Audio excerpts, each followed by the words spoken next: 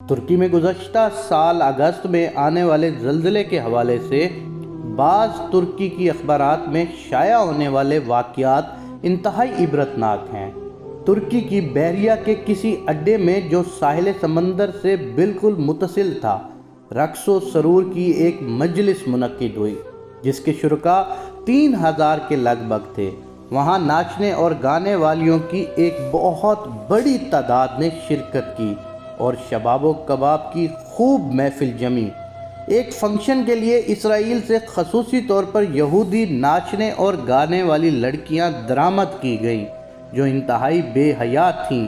Function میں 30 سے زائد ترکی جرنیل شریک تھے۔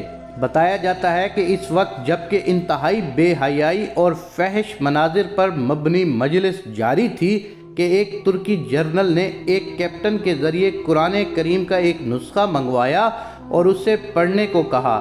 جب اس نے پڑھا تو اس سے اس کی تفسیر پوچھی تو اس نے ناعلمی کا اظہار کیا۔ اس کے بعد مذکورہ جرنل نے قرآن کریم کے نسخے کو لے لیا اور پھاڑ کر ناچتے ہوئے یہودی اور ترکی لڑکیوں کے پاؤں کے نیچے ڈال دیا۔ ساتھ یہ بھی کہا کہ قرآن کو نازل کرنے والا کہاں ہے، حالانکہ اس میں یہ بھی ہے کہ ہم نے اس قرآن کو نازل کیا اور ہم اس کی حفاظت کرنے والے ہیں۔ اس قرآن کو اتارنے والا کہاں ہے جو اس کی حفاظت اور دفاع کرے گا؟ اس دوران اس قرآن کریم کو لانے والے کیپٹن پر انتہائی خوف طاری ہو گیا۔ اچانک وہ تیزی سے بحری اڈے سے باہر آ گیا۔ شاید اس کی وجہ یہ ہو کہ یہ شخص اس بحری اڈے پر آنے والے عذاب کے ابتدائی لمحات کا چشمدید گواہ بن سکے۔ اس کے بعد انتہائی عبرت آموز واقعات اور مناظر پیش آئے۔ بتایا جاتا ہے کہ اچانک ایک خوفناک روشنی نظر آئی جس نے دیکھتے ہی دیکھتے اس پورے علاقے کو اپنی لپیٹ میں لے لیا۔ اس کے بعد سمندر پھٹ پڑا اور اس میں آگ کے شعلے بلند ہونے لگے، ساتھ ہی لوگوں کی پھٹنے کی خوفناک آوازیں بھی آنے لگیں۔ اس کے بعد اللہ تعالیٰ نے اس پورے بحری اڈے کو اٹھا کر سمندر کے بیچ سے اٹھنے والی خوفناک لہروں کے درمیان پھینک دیا۔ اس کے بعد دوسرے علاقوں کو بھی زلزلے نے اپنی لپیٹ میں لے لیا۔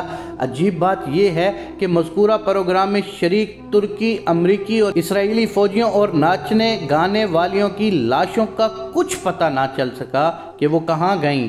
تمام تر وسائل ہونے کے باوجود اب تک وہ لاشیں سمندر سے باہر نہ آ سکیں۔ قرآن کریم کی بے حرمتی کر کے ان لوگوں نے اللہ تعالیٰ کی غیرت کو للکارا تو اللہ تعالیٰ نے انتقام لے لیا۔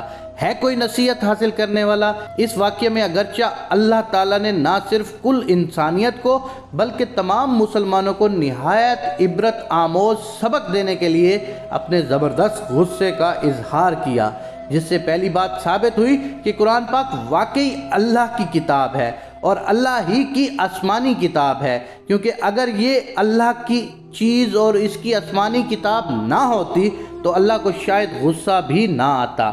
کیا کسی مصنف یا مؤلف کی کتاب کی بے حرمتی اور بے ادبی کرنے پر اللہ تعالیٰ کو غصہ آیا ہے؟ ظاہر ہے انسانی عقل و شعور کے اعتبار سے غصہ اسی کو آتا ہے جس کی چیز ہو۔ یہ بات نہیں کہ چیز کسی کی خراب و برباد ہو مگر اس پر غصہ کسی اور کو آئے۔ دوسری بات یہ ہے کہ جس درجہ شہرت والی چیز کی بے حرمتی اور بے ادبی ہوگی اتنے ہی زور و شدت سے اس کا غصہ بھی آئے گا۔ یہاں پر محفل رقص و سرور میں قرآن پاک کی، جس کا اس محفل سے کوئی ربط، کوئی واسطہ یا تعلق بھی نہ تھا، جس درجہ سنگین گستاخی اور بے ادبی کا مظاہرہ کیا، اور اس جرنل نے شراب کے نشے میں جس طرح گستاخی کی قرآن پاک کی، اسی وجہ پر اللہ کے شدید و سنگین غم و غصے کا اظہار ہوا اور وہ کام کر دکھایا کہ ہزاروں رقاصاؤں اور عیاشی کرنے والے انسان کی نعشوں کا آج تک نام و نشان نہ بچا۔ اللہ تعالیٰ نے ان سب چیزوں کو عبرت کا نشان بنا دیا اور دنیا میں ایک واضح میسج پہنچا دیا کہ قرآن پاک میری کتاب ہے اور میں ہی قرآن پاک کی حفاظت کرنے والا ہوں۔ اپنے رب تعالیٰ سے دعا کرتا ہوں کہ اے میرے پروردگار، ہمیں قرآن کی اور اسلام کی صحیح معنوں میں عزت کرنے والا بنا۔ جس طرح تو نے دشمنوں کو، جس طرح تو نے کفار کو نیست و نابود کیا ہے، اسی طرح ہر قرآن کریم کے منکر کو نیست و نابود فرما۔